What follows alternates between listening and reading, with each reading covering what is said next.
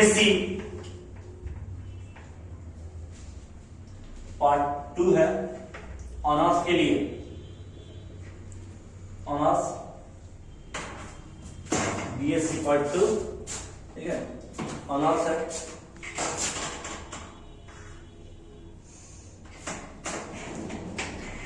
हम group B start कर रहे हैं। ग्रुप बी, चैप्टर का नाम है इनफाइनाइट सीरीज। इनफाइनाइट सीरीज जो कि रियल एनालिसिस के अंतर्गत आता है, जो कि रियल एनालिसिस के अंतर्गत आता है। आपके एग्जाम में से क्वेश्चन 3 रहता है, जो कि न्यूमेरिकल बेसिस है। 3 क्वेश्चन रहता है जो कि न्यूमेरिकल बेस है, इजी है।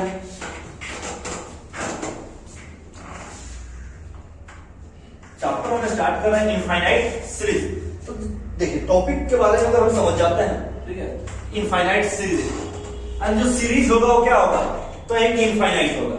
चैप्टर हम पढ़ रहे हैं इनफाइनाइट सीरीज, जो भी सीरीज होगा क्या होगा, इनफाइनाइट होगा। इसमें टॉपिक आता है इनफाइनाइट, तो आप जानते हैं कि अनंत तक जाता है। सीरीज क्या होता है, सीरीज क्या होता है? सीरीज से पहले आपसे हम जानना चाहेंगे कि सीक्वेंस क्या होता है। सीक्वेंस क्या होता है? The succession of a number which are written under the sum, which are written under the sum rules कह सकते हैं। हम किसी निश्चित नियमानुसार अगर किसी एलिमेंट्स को अगर लिखा जाए, जैसे 1 या सिंपल सीक्वेंस के एक और भी डिफिनेशन आप कह सकते हैं, the number of term written under the interval of commas.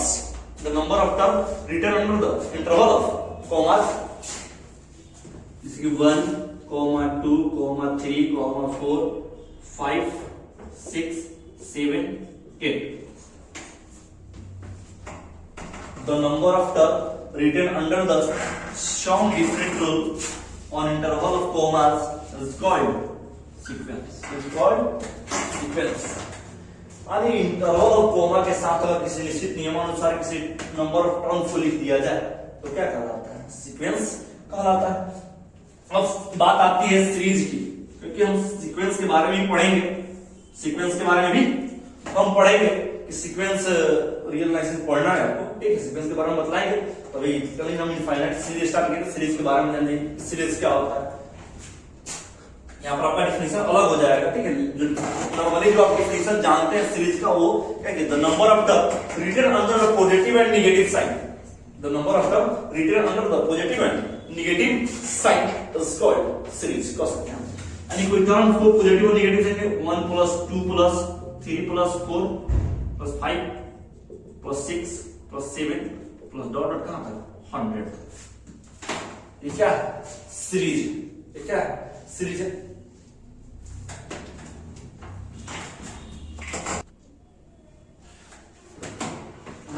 Infinite series chapter है, ठीक है। इनफाइनाइट सीरीज जो आपके बुक के डिफिनेशन से है, ठीक है, उसके अनुसार आप बताएंगे। क्योंकि अब 11 12 के स्टूडेंट आप पढ़ाए नहीं, 11 12 के फॉर्म में आपको बता, जो अभी इसके पहले जो भी हमने बताया था वो 11 12 के लिए भी था, कि उसमें आपको कुछ चीज मिला होगा, ठीक है। ग्रेजुएशन में थोड़ा लेवल हाई होगा ही। तो सीरीज क्या कहलाता है, ठीक है।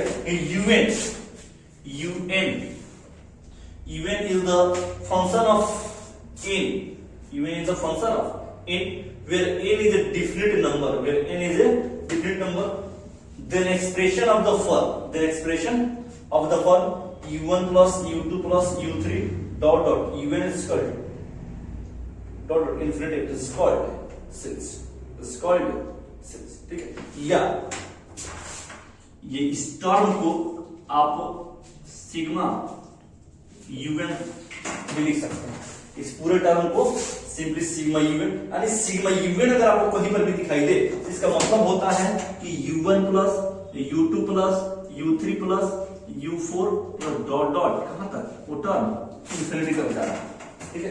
अरे सिग्मा un, आप इस पूरे टर्म को सिग्मा un क्या कर सकते हैं, लिख सकते हैं, कोई दिक्कत।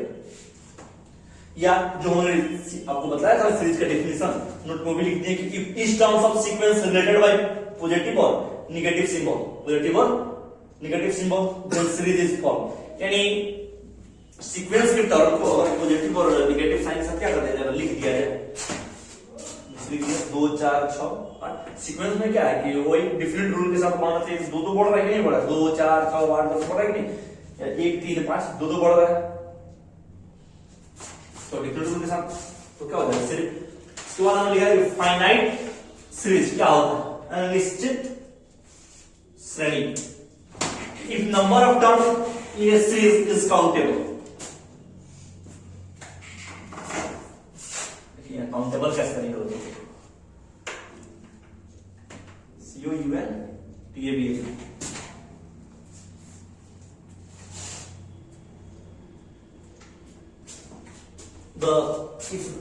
If number of terms in a series is countable, then series is finite series. Then series is finite series, and the number of terms क्या कहते हैं, उसको काउंट कर सकते हैं। तो n is equal to 1 to n, un is equal to u1 plus u2 plus n तक है, काउंट किया जा सकता है। एंड फाइनाइट ठीक है, फाइनाइट सेट या सिंबल से आपने कैसे कहते हैं 1 plus 2 plus फिर डॉट 100 तक फाइनाइट है कि नहीं, गिन सकते हैं। Infinite if the number of terms in a series is uncountable, number of series is uncountable, then series is called infinite series. And जिसके नंबर ऑफ टर्म्स हम काउंट नहीं कर सकते हैं, तो n is equal to 1 to कहां तक, infinity. un is equal to u1 plus u2 plus u3 dot dot un dot कहां तक, इन्फिनिटी तक जाए। ठीक है, टर्म हमारा इन्फिनिटी तक जा रहा है, क्या हो इनफाइनाइट सीरीज है, क्योंकि अनंत निश्चित नहीं, इसमें क्या है n तक जाना था कि एक संख्या निहित कर दे कि हमको यहां तक जाना है, जैसे 100 तक जाना है, और यहां पर क्या करें डॉट 100 से आगे बढ़ा दो, अनंत तक चला जाएगा तो कोई मतलब उससे कोई फिक्स पॉइंट है नहीं कि हम यहां पर जाकर रुकना है, वो अनंत तक जा रहा है। ठीक है, तो क्या हो जाएगा इनफाइनाइट सीरीज, और इसी के बारे में हमको पढ़ना है। इसके बाद हम जानेंगे definition, define convergent divergence of a series.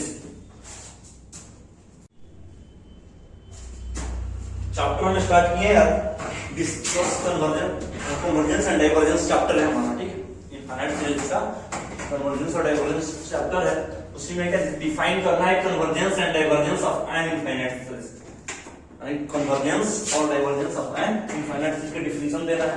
तो सपोज मान लीजिए कि un इज इक्वल टू क्या है, sigma un is equal to जानते हैं, हमने बताया था ना कि u1 plus u2 plus u3 dot कहां था, वो infinity is an infinite series.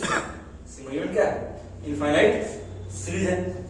Suppose Sn denote the sum of n terms of infinite series sigma un, यानी जो Sn है वो सम ऑफ n टर्म को डिनोट कर रहा है किसका, सिग्मा un का, इसलिए Sn इज इक्वल टू क्या ले लिए u1 plus u2 plus u3 dot कहां तक un तक। ठीक है, तो चैप्टर हमारा इनफाइनाइट सीरीज। ठीक है, कन्वर्जेंट के लिए if limit n tends to infinity, क्योंकि यहां पर करना है कि n कहां जा रहा है हमारा, इनफिनिटी की ओर, तो लिमिट क्या लिया गया है n टेंड्स टू इनफिनिटी।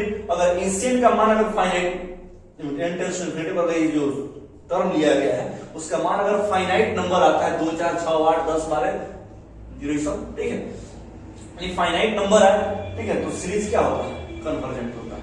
यानी लिमिट फाइनाइट नंबर आ जाए तो क्या हो जाता है, कन्वर्जेंट होता है। अगेन डाइवर्जेंस के लिए if limit n tends to infinity, अगर Sn का मान क्या आ जाए, इनफिनिटी आ जाए, अगर जो टर्म में लिया जाए Sn इनफाइनाइट सीरीज का, हम टर्म Sn जब लेंगे, ठीक है, अगर जगह पर अगर n टेंड्स टू इनफिनिटी रखा जाए और मान क्या आ जाए हमारा, इनफिनिटी आ जाए, मान क्या आ जाए, इनफिनिटी आ जाए, तो सीरीज हमारा क्या हो जाएगा, डाइवर्जेंट हो जाएगा। जो सीरीज सिग्मा इवन होगा वो क्या हो जाएगा हमारा, डाइवर्जेंट सीरीज हो जाएगा।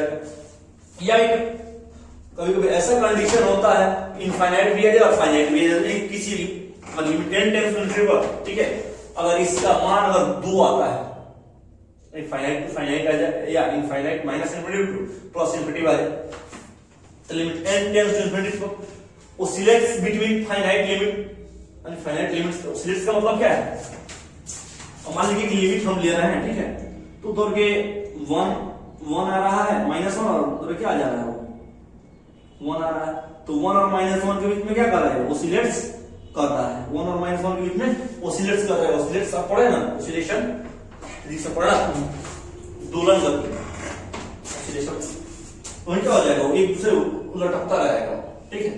या minus infinity two plus infinity वाले दो लिमिट है, एक ही फंक्शन का मान क्या आ रहा है, दो आ रहा है, ठीक है, यानी क्या हो रहा है वो ऑसिलेट कर रहा है, तो देन sin सिग्मा इवेंट क्या हो जाएगा, ऑसिलेटर। कोई दिक्कत नहीं। आज के लेक्चर में इतना ही। और इसमें और जो भी आपके संपर्क में जो विद्यार्थी नहीं है, जो मतलब मेरे क्लास में जो पढ़ते हैं और उस संपर्क में अगर नहीं है, तो ग्रुप एडमिन से जो व्हाट्सएप ग्रुप चलता है, आप उस ग्रुप से ऐड हो जाइए। बस आज के लिए इतना ही।